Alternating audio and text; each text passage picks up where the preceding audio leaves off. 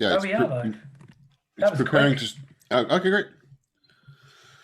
Do you want to do the mug and T-shirt thing? Good Yeah, we morning, should. everyone. Good morning, everyone. We did the mug and t-shirt thing. Everyone. Good morning, James. Really, particularly, I think. So I didn't what's do your the thing mug of today? changing my own. I have a new mug. It's very exciting. Oh, wow. I What went is to it? visit my godson, and he offered me the Bordeaux Rugby Union team mug. Bordeaux Bègle, Union Bordeaux Bègle, Bordeaux Bègles, which is the Bordeaux rugby team. He's a You rugby have fan. a reason to collect mugs now. Yes, I do. I do. I have another Starbucks ripoff, Oh, very nice. I hadn't seen that but one. this is Lilo and Stitch. Now, this is actually my wife's mug. You have three spoons in your mug? Oh, yeah, that's another story. What is that about? So that it's because I enhanced my coffee with double cream, Kerrygold, grass-fed butter, and coconut oil. And I was in a hurry, so I just got 3 spoons, put it all in, and I'm multiple stirring with 3 spoons. I wasn't sure if anyone, I didn't think you noticed that, but anyway, 3 spoons. But yeah, we're both fans of Lilo and Stitch. This is her mug. Lilo and Stitch are great. Yeah. It's a fantastic movie. I haven't seen it in a while. Maybe I should watch that again. It's surprisingly moving. I watched Coco and I was completely in tears. I was so like, oh my God, this is amazing. I should watch that again too. Lilo and Stitch, it crept up on me. I didn't expect to be as affected as I was. I rewatched Inside Out on Friday night. I know you love that film. I know you love that film. It's such a great film. My sister told me she just rewatched it, and I was like, I'm going to do that too. And what's the T-shirt? I'm really looking forward. Did you see the trailer for Soul, the new Pixar coming out? No. A new Pixar from Pete Docter, the same director as Inside Out, and so that looks phenomenal. Soul looks really good. And so he seems to be tackling the similar big topic. I mean, big thing, yeah. I mean, he tackled in that movie what's going on in our heads, and this one is, do we have a soul? What's going on in the afterlife? What is like? What's the purpose? Kind of thing. What is a life? I think there's. I mean, and of course, it looks completely bonkers and interesting and funny the way it's depicted and what's going on, which I'm really looking forward to that. Cool. And what's the T-shirt? T-shirt is fire. In case of fire, break glass. I don't think I'd worn this before, have I? Had I? No, you haven't. It's a marshmallow on a stick in the case where you usually have the fire emergency thing. Of course, a marshmallow on a stick. I didn't think. Classic threadless. I can't tell you the name of the artist. I should find that, but I'm not sure. I stopped buying T-shirts. People buy this one. I think I've worn before. I guess I stopped buying T-shirts until the next one I buy because I have a large collection already. That's good. It's always classic, fantastic. I think my sister bought me this one, but I used to. And you're wearing a long sleeve T-shirt, or is it just like a long over short? You do that thing. Yeah, I do that thing a lot. I stopped it. I used to do that thing at some point, but I stopped that. Plus, it's warm. Because these are Uniqlo and they're good underneath, and the weather here has been wildly unpredictable. We went for a walk yesterday. It said 18 degrees, and it felt really cold. So I do that thing. But T-shirts, I don't buy as many T-shirts. I've got a massive collection as well, and I don't buy as many as I used to. Just don't. No, but well, I mean, this year I haven't been buying clothes at all, but there's kind of circumstantial stuff to that. It doesn't feel like 2 weeks. It feels like a month. It feels like longer. It feels like longer, but we had a 2-week break, and so this was our mid-season break, I guess, from our new show. It's what we just determined before pressing the live button. That we're not advertising, so I don't think anybody knows to watch us live, but we know that we're live, so that's cool. Yeah, it changes the feel of it. And I'm now finished for the school year. Last day of the school year was Friday. And today's question is, I was thinking about what the question would be. Today's question goes to the heart of what it is to be a student and maybe in an exam year. But it also goes to the heart of so much about life and where we're at. Yeah, it does. Really, it does. It does. Okay. So Here's the question. The question Okay. is, today's question is, how do I motivate myself? Okay. And I get asked this at different points in the school year, especially just before revision is about to really kick in for public exams. But I also will get it maybe towards Christmas. I don't really get it at the beginning of the year. I don't really get it at the end of the year. But it's that question: how do I motivate myself? And I have come to think that motivation is overrated. I I tend think to it's agree. overrated, and it's like everyone's, especially young people. How do I motivate myself to revise, to keep going? And they think that if they find that magic thing, then it will just keep them going, forgetting that it doesn't work like that at all.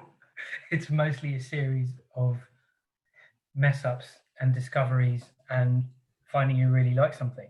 Yeah. But what do you think? How do you motivate yourself?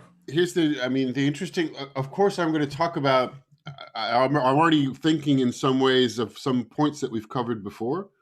Sure. Uh, but I'm also just going to talk from what I have on my mind right now, which is what happens in every episode anyway. Yep. Because I'm like, what am I reading at the moment? What have I just watched? And like, these are the things that are mostly informing uh, what I talk about. But before answering, I thought what was interesting is that it seems to then go from an assumption that somebody asking that is not motivating, right? Yes. Yeah. Yeah. Like, It does. It does. so at that point, I find more interesting to ask, okay, well, what is actually going on that you feel you need to ask how to motivate yourself? And why is that an interesting or an important? I mean, presumably you don't want to do the things that you're supposed to be doing or know to do or meant to be doing, and you're forcing yourself to, or at least that's why what I'm hearing. I don't know what you feel from the students asking those questions. No, that's very good. That's very good because again, back to the school system thing. Yeah. In a school system where you're supposed to do X, Y, Z, and you're supposed to achieve high grades, and you're supposed to know what you're doing next, motivating yourself to do something that maybe you don't want to do. Yeah, you're going in and Very. out with your microphone. It's a little bit weird. Am I? Even though you're not I see you're not moving. So No, I maybe don't know because you're why. talking away from it sometimes. I'm not sure. Okay. Well, let me know if It's that fine happens now. again. So I'll tell you. Okay. It goes back to the school system, and it goes back to what do you really want to do? Yeah, How do you know what totally. you really want to do? Because we could go. So here's the things that are coming to mind immediately. Just making links, and I'll see what else comes up to mind. But on Friday, I had coffee with a young man who contacted me.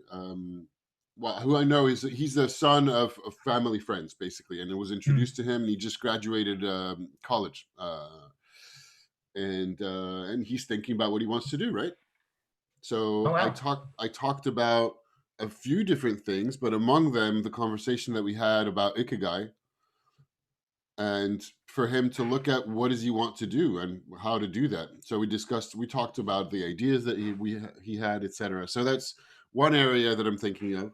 The other one is I progressed on that book that I showed before, Play. Yeah. So that you've read as well, right? Yep. And I know that you prefer the other one that I want to read too, because I have read articles from the other professor. I think it was Peter Gray from the other It book. is. Yeah. I think he's Yeah. way better. So I've read. I need to read that one too. Anyway, I like this one. It's great. There's really good reference material. It's not that I'm not really necessarily learning anything new, but it's really great to see it condensed by another doctor who has a lot more experience in the play area than I do, and I can reference that kind of It felt material. that And one. That one felt kind of corporate. It was good, but felt kind of corporate to me. okay, but maybe the other one is I haven't read the other one, so I'll be able to comment, but Mm. later. But the what I'm thinking about right now is I was just reading this chapter about how he talks of students Mm. and school Mm. girls and boys, and from children to teenage, or even further, and talks about the presence of play in their lives and what he's observed as the change from I think what's generally called the latchkey generation, which I would say I belong to, and I don't know about you, but I think possibly as well.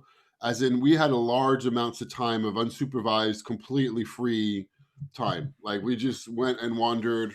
our parents would let us go do things, places. They had Ride no idea what bikes, we were up climb to. trees, Yeah, like I throw, did. like nick fruit from people's gardens, play Yeah, knock down, wander in the like all that. forest. Yeah, yeah, yeah, I was living far enough in the suburbs that we could do that. We'd go to school on our own because it was like a 10-minute walk. Things that don't. So we still had some activities. Then my parents still had some ferrying around to do on the car a little bit, yeah. very little. Mostly we were just doing stuff within the same village, so we could just walk around as soon as we were old enough to do that. And he talks about how the difference now. So there's a lot more play and free play, like open free play. Um, Which is and the coolest thing about play, that freedom. yeah, completely. And it's so he talks about. So this is the whole chapter, and which I've talked about in the webinar I recently gave about work is not the opposite of play, which is really interesting. And studying is not the opposite of play. So because studying is more closer to the work area. The way I explained it without going into too much detail was to say that among all the articles that I read, play is a natural phenomenon. It happens to all Yep, animals, particularly yep, mammals, particularly yep, us, that yep. evolutionary biologists are studying as a thing. They don't understand why it's Mm, there. And we don't really understand. I mean, we understand bits and pieces. We're inferring that it seems to be part of developing our brains, developing our activity, mm, and learning. mm, uh like the first theories were about, oh yeah, well, cubs or wolf cubs are playing to learn how to fight, mm, which is not untrue, but it's also not exactly true because there's a lot of other animals that are doing things that make no sense from a survival perspective. There's just pure play, like mm.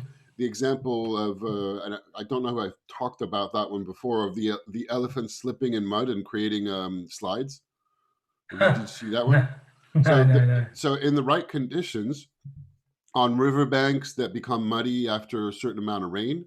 There are videos that you can find on YouTube of elephants sliding, and you're just looking at them. They're like, they created slides, and they're sliding. They're going back up and sliding again, and that's like, well, that I don't think they're learning survival skills by doing that. I mean, you could probably imagine that they might be, but that's not the prime reason they're doing it. They're doing it because it's fun. They're doing it Yeah, because crows. they're. There's a video of a crow doing that on a roof with a That's great. I didn't see yeah, that one.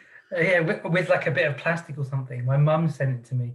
Which is great because for a long time we also thought that reptiles and birds didn't play, but they do. And typically, play happens once all other survival things are met. So you're fed, you're Oh safe, wow. Mm, typically, and then there's space for play. Um, mm. so, of course, going on a tangent is part of the show, right? So When you were speaking to this guy, yes. So I'm still on the book right now, in the chapter of the book. yeah. So the way I explain the difference between work and play, Mm, and not being the opposite, even though we've been trained in our mm, society to think of mm, play as the opposite of work. mm. So, um, the presence of an emotion, which is innate, anger, happiness, joy, fear, or fear response, you can place on a spectrum and say whether it's there or not at various degrees. A lot of fear, not a lot of fear, a little bit, just a little bit of Okay. butterflies in the stomach. You can place it on imagine it on a 10-point scale or a 100% percentile scale. We can think about play in the same way, because work, on the other hand, is something that we made up, and it's an activity that you typically know whether you're doing or not. Most of the time, for a lot of people, like I have a lot more blurry areas between my work because I work independently and I do things that I like for work as well. So it's this the borders are blurrier. For somebody who has an office job, they Yeah. come into the office from that moment, they're working Yeah. because they're in the office doing their job. Yeah. In addition to that, they may have points where they're experiencing some emotion and or experiencing play at various degrees. Mm-hmm. So it's not the opposite of, and you can have play or no play, fear, no fear, joy, no joy, anger, no anger while working. Mm-hmm. So it's not the opposite at all. So, um, which actually does link us a little bit to the how do I motivate myself. I think the most important point in that is like, well, why you're not motivated to begin with. and it seems like you need to force something.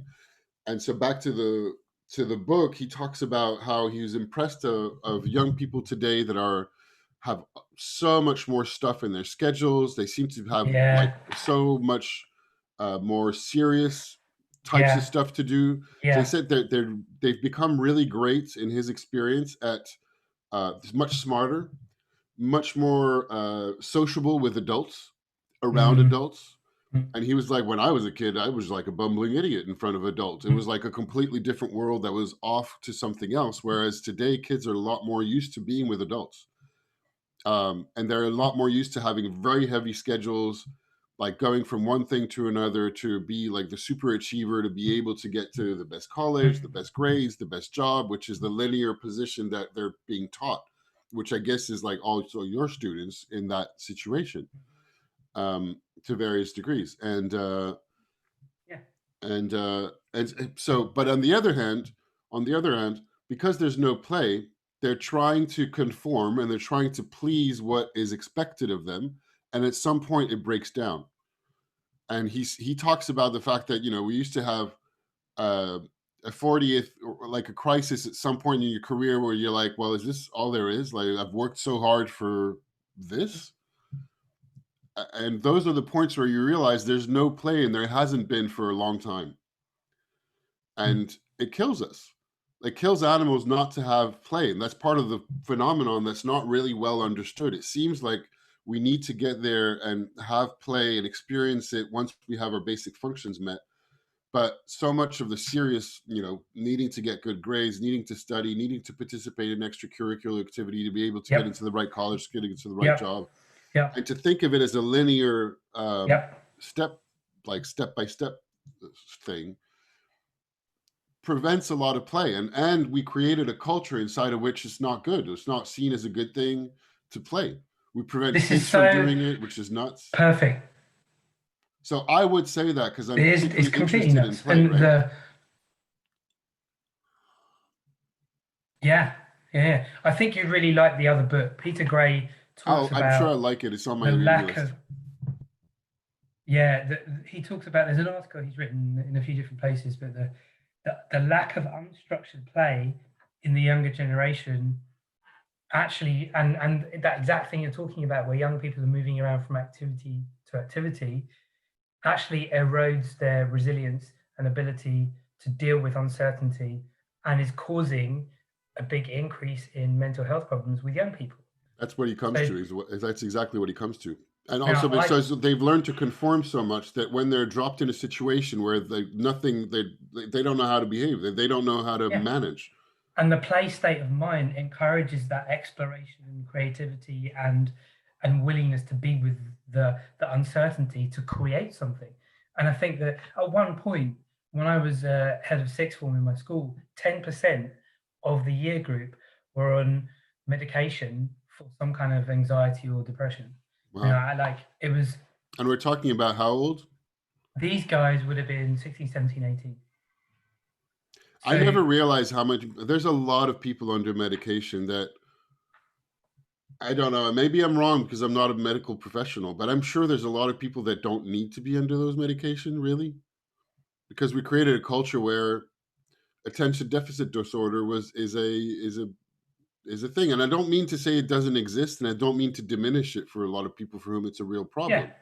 yeah. But I also think we've created an environment where nobody can express, the kids can't express their just various attention. Like, they have short attention spans. They move on. They do different Mm. things. So rather than creating an environment that accepts and encourages that or works with it, we just shut it down and give it medication. So, and I don't know. Again, I'm not a medical professional, and I certainly don't want to say to get off your meds if they've been given to you by a doctor. I don't want to say that, but it seems like I'd like. When you Should fast there be forward, that many people? Is it weird? I don't know. when you fast forward though, and I'm working, teaching a class, it's not surprising that one of them will say, "How do I motivate myself?" Sure. Yeah. So It makes come back. complete sense to that question. Yeah, And because what else did you say to that young so graduate? Yeah, that's so it. I talked about well we talked about Alan Watts. So I've been watching some Alan Watts, Yeah, which is a great resource on the classic one, which is "What do you desire?" Which is like there's an hour-long speech, well, lecture rather, because it's a part of a lecture. And so, for those who don't know, Alan Watts is a British philosopher and philosophy teacher, and I just discovered also he had a TV show. Yeah, I didn't know that I until you did not posted know it in the that. WhatsApp group. I didn't know that either. Yeah, I watched an episode of his TV show from 1959 about Wow. death, and Wow. it was really great. And that's he's still relatively young, because I have the image of Alan Watts later in his life. He's got long hair and he's wearing like a kimono or something. Got that kind of thing going on. It's very Master of the East type vibe. Um, but in this one, he's just like straight Oh yeah, I've looking seen and. pictures of this guy. Cool beard. Cool Mhm. beard. But in this TV show, he's not like that. He's much younger. But it's a fantastic. It was a really, really great episode. So in "What Do You Desire," he talks about exactly. I mean, in much better ways and shorter and more informed of some of the content that we talked about in earlier episodes about what do you like and go for that. And part of the motivation thing, I think, is a little bit similar. So I would say, one, why are you not motivated? What's going on? Just Very like good. dig into that a little bit. Two, what do you want? Do you need some play and a break? Maybe just and find something. Just take a break. Just do something else.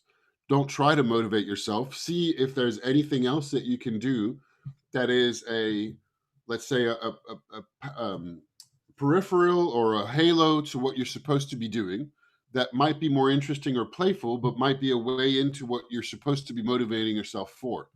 So the way to motivation is to find a link between the thing you have to do and the thing that you're interested in. That could So be great. something. Yeah, so great. Can you just explain what you mean by halo? So I mean by that, let's say, let's illustrate with an example. So I mean, um, one theme is going to be an idea that is related to a lot of other ideas and themes. Uh-huh. Okay, let's Hmm. say, and actually, while I'm speaking, I'm also thinking, okay, what is the definition of motivation? I need to find it, because we talk about motivational speeches, motivational content. It's a really interesting one, and that we use it. I say we generally in spoken language is used as a thing that really seems to be mostly used when we need to get something done that we don't really want to do, but we need to Yep. force ourselves and Yep. find energy to put on top of the not wanting to do something, which is, I think, counterproductive. It seems like it. But to come back to Halo, okay, so mathematics, let's say, because that's probably part of something that the kids have to study, and it's Yeah. Okay. So never I'm part studying of. maths. Yeah, so Yeah. math, and then let's say math there's a lot of different themes and ideas that go around math, and Yeah. I would call that the halo. So the halo of math could be numbers, could be counting, could be what's the TV show that's been going on forever that you have like the thing we have to find letters and words. Is it called letters and words? Countdown. Countdown. Countdown is part of the halo of math. Sudoku is part of the halo of math, you could say, Mm. or at least I'm saying it right now. You could go studying the number pi and then going into Mm. geometry. Mm. So then you go into geometry, but it's still, you could consider that the halo of math, I guess. So, and I was never very good at that when I was in high school. I kind of decided like, hey, I'm done with math. I'm going to do as little as I can from that particular perspective. And of course, I didn't have as much um, uh, hindsight as I do today and Mm. experience to be able to go, well, maybe if I study this thing that I'm interested in. So, for example, and I don't know, all right, if you're into graphic novels or manga, I'm sure, because there's manga about everything and anything, I'm sure there's a manga series about a math professor that you can go and read that maybe might give you some ideas, that is a little bit of play, and maybe you learn something, and maybe then you can just go, okay, well, an hour later I can go into my math assignment or practice it There's, in a way that makes sense. in teaching, one of the things we talk about a lot is cross-curricular links. If I'm doing geography, how does that relate to something else? So much of the time when I teach business, there's elements of history and geography, and I use teaching business as an excuse to talk about the British Empire and the horrors that it inflicted on the planet, which the children don't know about. When I talk about the Opium Wars, they have no idea what that is. and it's really interesting. I love that. I love bringing in everything and making them think across those things. We talk about a lot as teachers to get them out of thinking geography, history, maths, business, RS. No, you want to be thinking learning. How does it all relate? And unfortunately, teachers can be very siloed in their thinking, which is it doesn't allow for that exploration of what you might find interesting. Yeah. That's And that's it's one thing I difficult. thought Sometimes you don't know what you desire, like the Alan until Watts, you go what do you want, looking. what do you desire? So I talked about that a lot with him. Hmm. And I suggested, because that's something that I've done before and I've seen in exercises and coaching stuff, I said, well, just take some time and sit down and write a list about Mm. things you want, things you're interested in, things you like. Mm. And it could be just as vague, and it could be as simple as what you want for breakfast tomorrow, or that you want a lot of money, and just kind of free flow, let it, like, give yourself a lot of some Yeah, time to because think about that's things. so brilliant. That's so brilliant because you never know where that will lead. It's what it opens up that leads to you discovering what you love Yeah. and what can motivate you. Yeah. Air quotes. And I can't believe air quotes. It's so bad. and I don't know. Sometimes, so I also talked about Gallup strengths that you know very well, that you've been Hmm. trained in. I recommended he do the Gallup strengths test, so that because I found it very useful when I was looking for a new job to be able to orient exactly what I was talking about in my CV.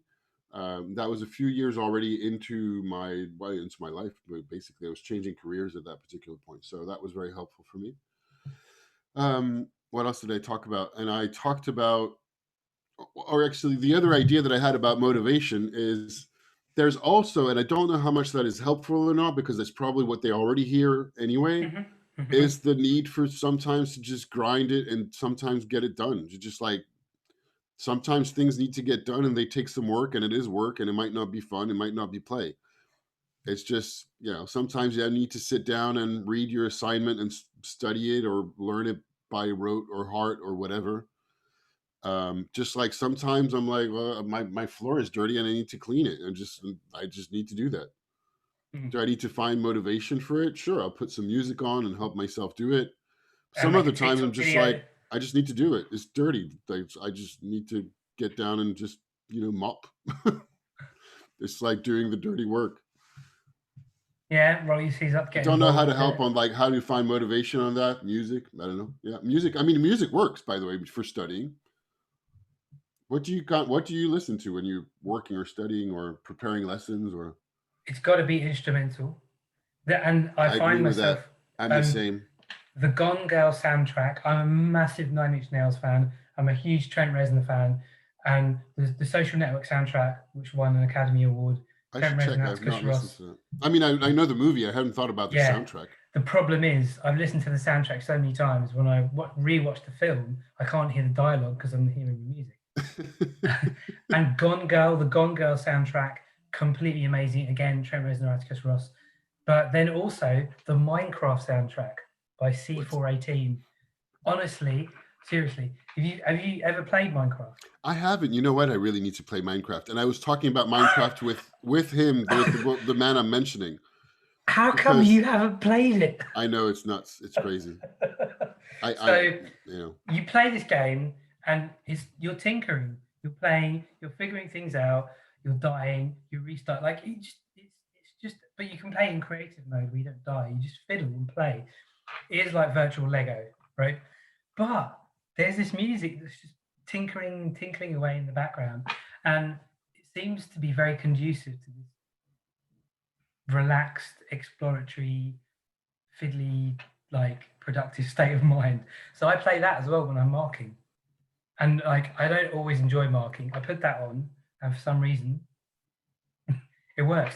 The Beastie Boys won a Grammy for an album they did that was completely instrumental. Yeah, that's a really great album. And It's it's a really, really great so album. good. So I good. haven't I think listened it's to called that in a the long time. You just made me think of it. It's a great it's one. called the Mix Up, and it's Yeah. just brilliant. I put it on repeat, and I play it. The other one I've been listening to recently is Dexton Drums and Rock and Roll by the Propellerheads, which people don't know the band. They did one album. They're English, kind of big beat, very groovy hip hop kind of stuff. Cool. But the last song on the album is called Spy Break, and everybody knows that song because in the Matrix, when they go into the lobby and everything's happening, that's the song that's playing in the background.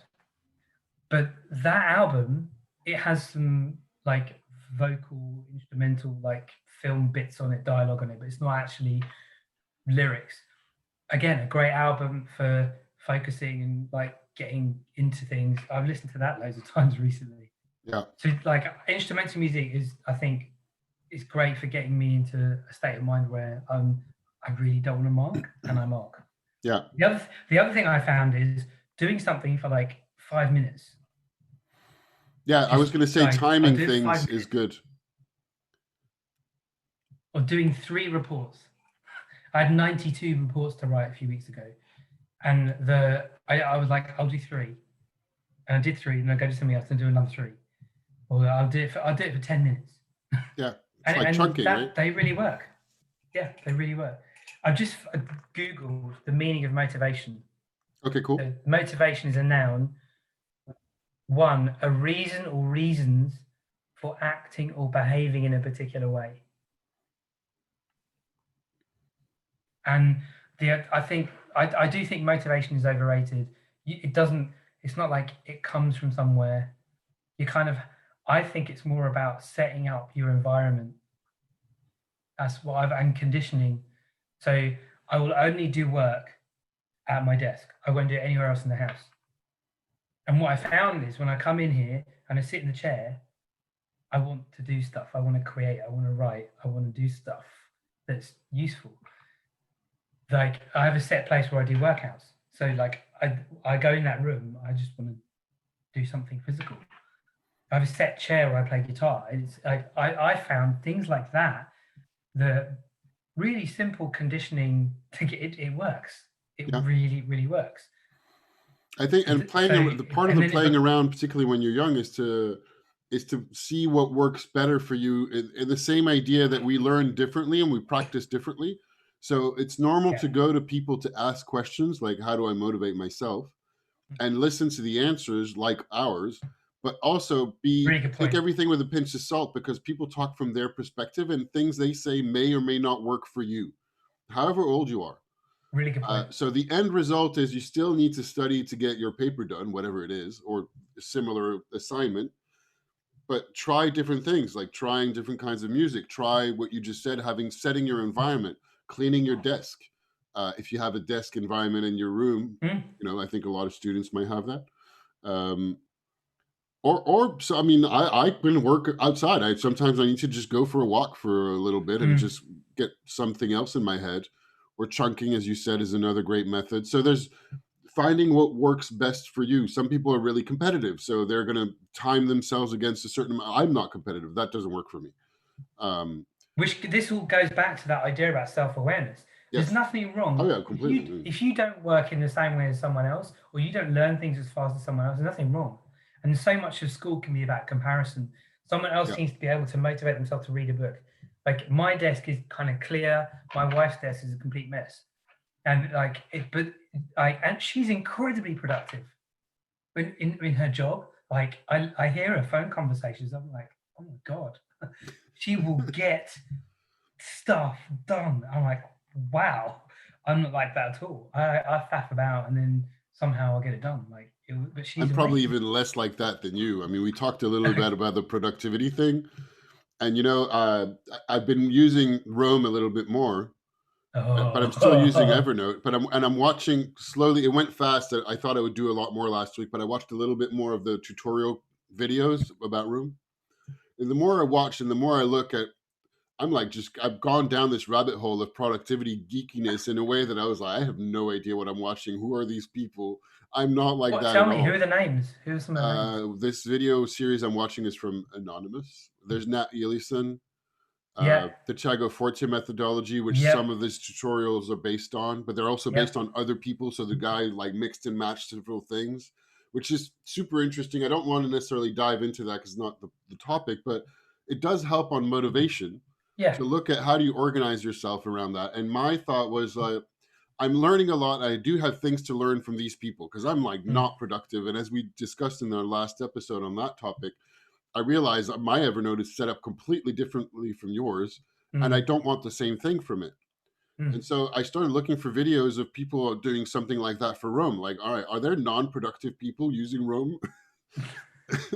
Like I mean the non-productivity specialists who are really, really into this, into Yeah, the productivity tips, geekiness completely. that's me. And so I thought, well, maybe I should make one. So it's on my list of stuff to do. Oh I wow! haven't So written it. you mean to make a video about how you could use Rome for just To make a video about how am I using Rome? What do I want from it? What am I doing with it? right? And like using Rome from a non-productivity nerd perspective, or something like that. I'm not sure exactly. Yeah. Okay. I'd And be very plus, it's interested in that. growing. There's a small community of people interested in. It's kind of the right time to start talking about it. It seems like it's something that could be a little bit popular or I interesting. can feel myself wanting to get. I can feel I want to get sucked into it. That might be a summer holiday thing for me to start looking at Rome. I still barely know how I'm using this tool right now, just but I'm fascinated, and I don't know.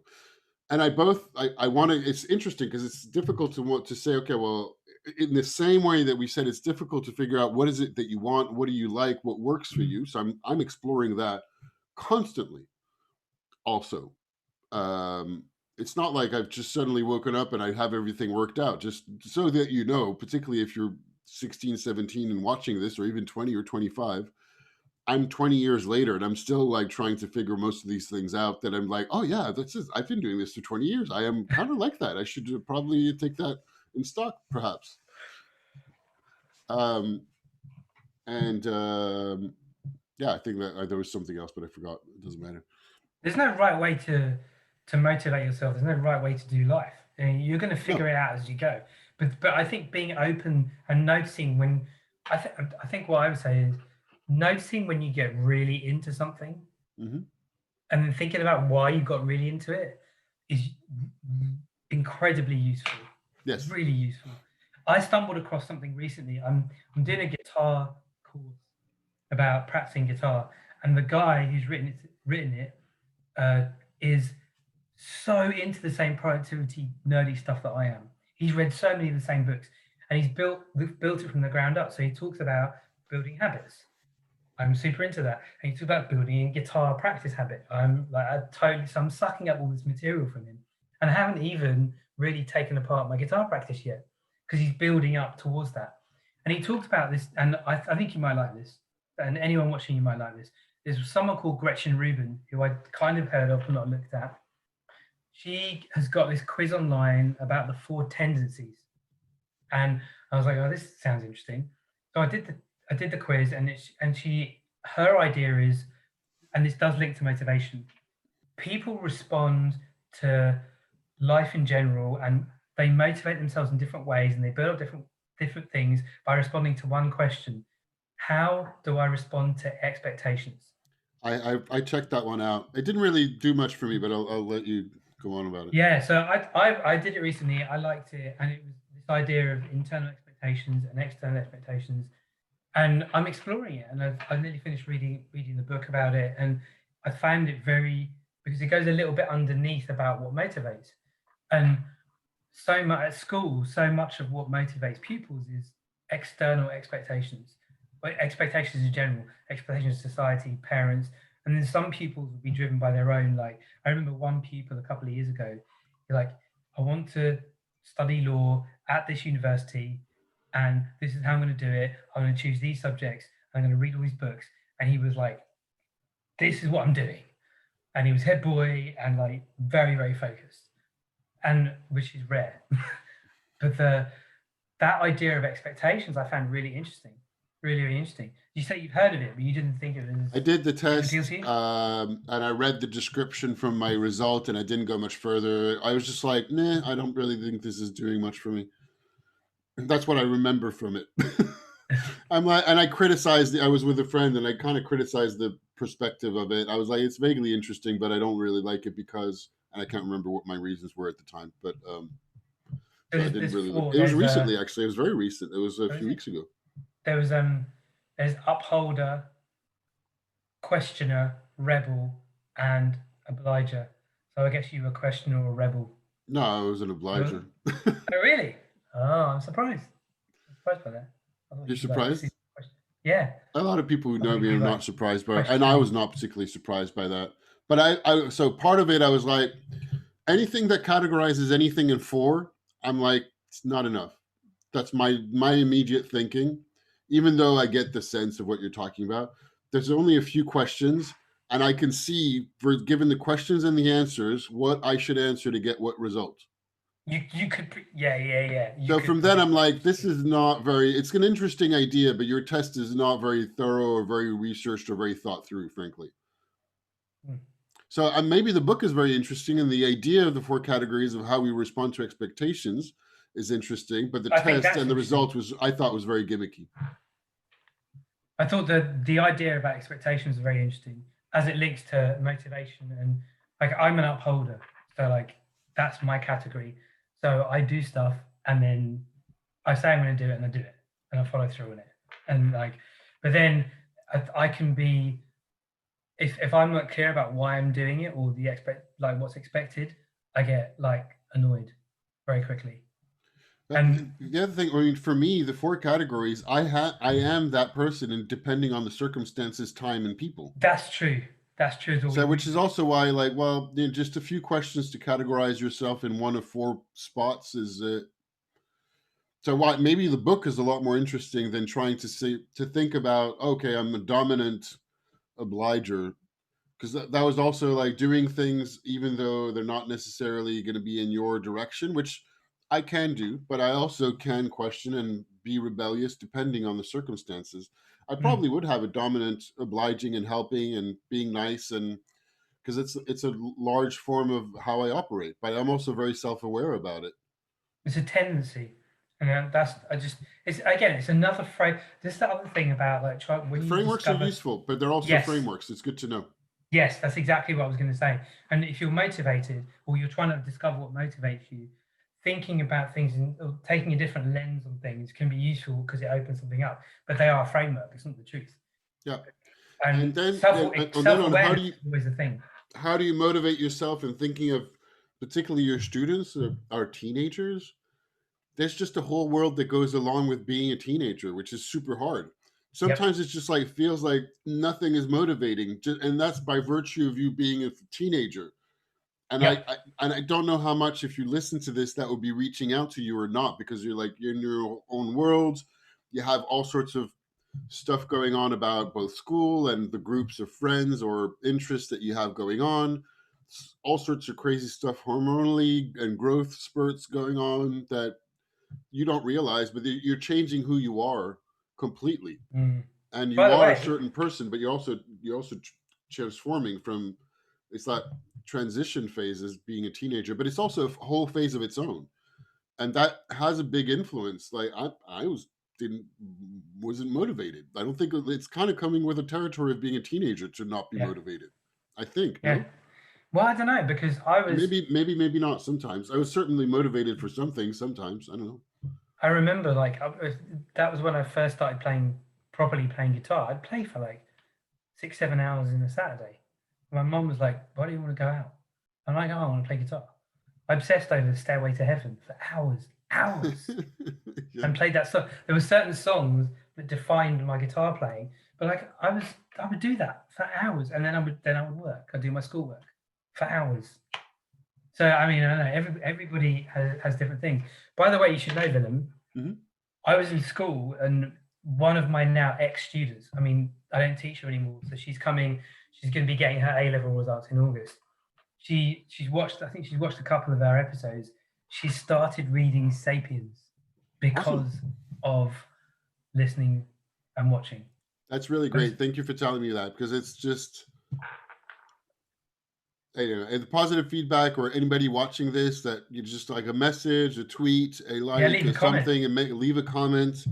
It makes you don't realize how much difference it makes to our motivation.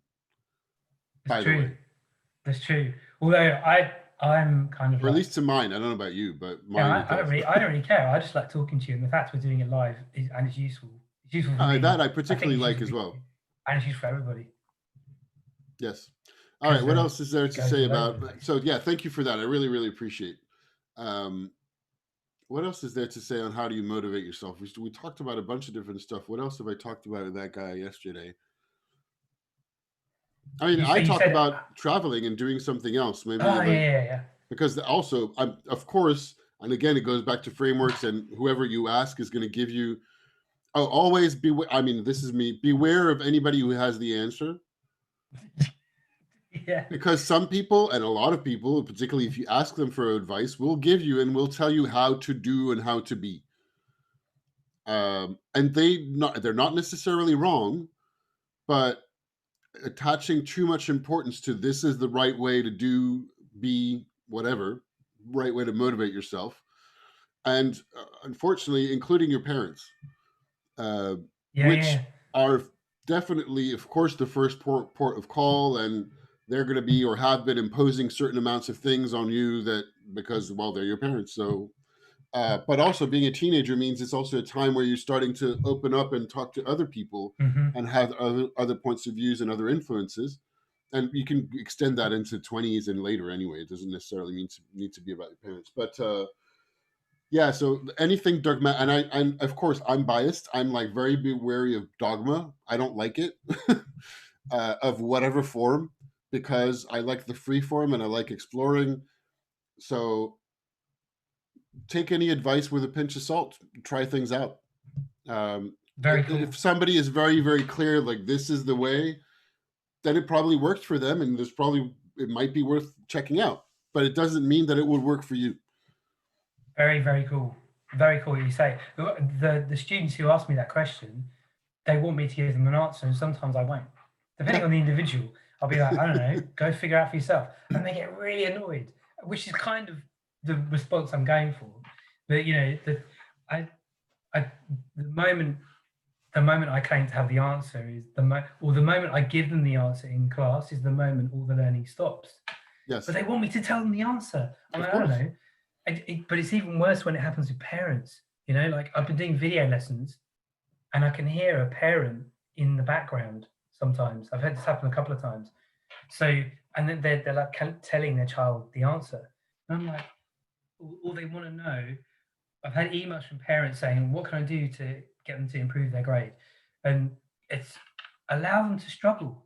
The struggle is where the learning happens. That's part of what the dude in the bookstore brand was talking about as well, on the amount, and I'm sure you've experienced that more as a teacher, the amount of parents that are still basically doing the homework for their kids, It happens. with their kids, but they're kind of writing it for them. Yeah. And there's teenagers, and you're still like, well, you're not changing their diapers anymore. Really, just let them do their homework. And This I is what, understand they want them to succeed, but giving somebody the answer doesn't do that. Now, I think there's also a middle ground from I don't know, go figure it out yourself. Sometimes it's yes, the right answer, but and in this case, like the conversation I had yesterday, or if anything, like the result of this whole conversation right now is just give yourself an hour and write a list. What is going to mm, motivate you? Write your motivational list. the bucket list Example. is what That's they an want to call example it. of something that you can do that might give you some points and tips. And then once you have that, maybe like anything that points out that seems interesting, make an asterisk and run a search on YouTube to see what comes up. Why not? Yeah, and watch it, and they will. Yeah. They get sucked in with YouTube. I think I think the way I would answer the question, how do you motivate yourself, is allow yourself to get into stuff, allow Yeah. yourself to really get like absorbed in something, whatever it is, and it doesn't matter what it is. Yeah. Who cares? Just that kind of, and the internet is great for that, but then it can be anything. It doesn't have to be in front of a computer. It could be making stuff or a Yeah. conversation, but allowing yourself and then noticing when you get really into something, I think is really so useful. Such a I useful think thing. similarly, noticing when you get really annoyed with something is useful too. If you can do that, it's difficult, but That's true. The dark side. When do you get really annoyed? well, Yeah. because that's where I started. Also, is like, why is it that what makes it that you're not motivated? What's going on right now? Are you bored? Are you not interested? Are you not wanting to do it? Or what is it? You know? Mm. I like your I've also, it's kind of related to what we're talking about. Been thinking a lot about the court jester, the Yeah, I haven't. Joker. It's still on my to-do list. I haven't done anything to that. I mean, because like I think it's such a great idea. So Yeah, one of the last week was pretty busy. I was traveling, and I expected to do a lot of things. I took 4 books with me. I managed to finish one, so that's something. But yeah, it was a very busy week, visiting friends, going around France, and I had work also. I was working, so that was a good thing. that's great. Yeah, I had. But, I was running a project with that communication and advertising school in their international track, ISCOM, and they had a what was called the Audacity Week, and the Audacity Week was a run of challenges they had going on for all the fifth-year students across the school, who wow. could choose different tracks of like each one was a different challenge, which I learned. But anyway, the one that I was participated in and hired for was a social game. So there was one person who was leading the courses, who's a game Mhm. designer in London. And I should reach out to her. I'd love to have her on my podcast. And I was hired as a supplementary. I was a coach and a jury. So I had an afternoon of coaching the teams Mhm. on the progress they had for their game, and it was a Shark Tank, mock Shark Tank type thing. So Yeah, they were in teams of several people, like 5 to 7, and they had courses on game design, and they had to create. They had a brief to create a game and to put it together and to present it as if they were presenting to investors. yeah. So Shark I Tank, was like playing the the Dragon's investors. Den in the UK. Oh, Dragon's Shark Den, Tank's yeah, American. Yeah, Dragon's Den. Shark Tank is the American version, right? yeah. Oh, okay, cool. Yeah, but yeah, anyway, like that. So it's super cool. It was very very very cool. Intense jury duty because it was like over 5 hours of conference call and back to back pitches. Oh Uh, wow. it's just like managed to have 5 minutes to go to the bathroom and that was it.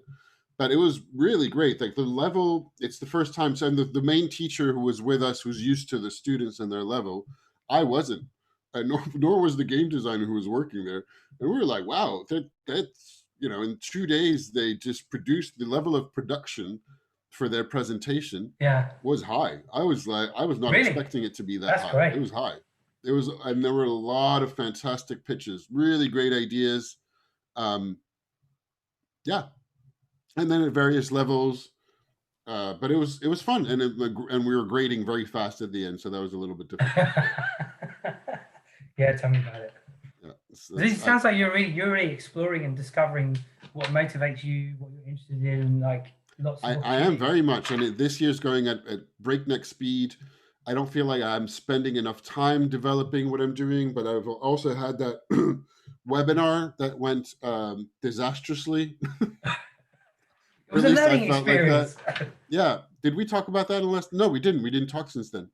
But I put it online. It didn't go. So everybody told me no, it wasn't a disaster. I was like, it felt like a disaster to me. Um, it did not go as planned, technically speaking, at all. Yeah, you did mention this. I mentioned this, right? But I Yeah. re-recorded and published on the YouTube channel, so you'll find it. But excuse me, the Redux. So I have the whole workshop, but I need to. I'm saying this because I want to develop more workshop content. I have like uh, begin half finished construction sites all over the place. And this is like the idea of play, bringing a play state of mind to creative planning and like all of that whole thing. The Yeah, core Jester thing is, and that workshop was built to show how to use a virtual whiteboard in a collaborative yeah. fashion, and Mhm. I designed an exercise that was meant to be um, kind of calling onto the wisdom of crowds and a little bit of stepping in somebody else's shoes, so a tiny bit of role playing, sort of, to generate new insights to solve problems. Because it was going to be a large group of people, so I designed this thing where everybody had, and I defined a simple challenge or question that they had, and everybody had that, and then people were moving around to different sets in the whiteboard, the virtual whiteboard, to answer questions, but first like answering the question if you're yourself, so giving some perspective on what that person could go look at, and two, to think about your favorite childhood character and how they would answer the question that you're looking at, and then to think about a person you really don't dislike, or a villain from if it was a fictional world, or somebody, maybe an old boss that you hated. How would they answer the question? So that was, and it was all going great, even though a lot of technical issues. And then because it's kind of like I had 50 people wandering around this virtual, I had set up everything so that it would be limited in how much you could break what I built, but they broke it. I mean by that, somebody just unlocked some things and moved the whole thing around. So suddenly, like I don't know where it was just lost. Like suddenly, none of the things make sense because the frame had moved. And it is kind of like herding cats. You just like everybody has editing rights, and you just like here go. And it was called a playground, so they did that. They did what was expected, but there were lagging issues. Things were going slow. The people watching on Zoom were not. It wasn't working well.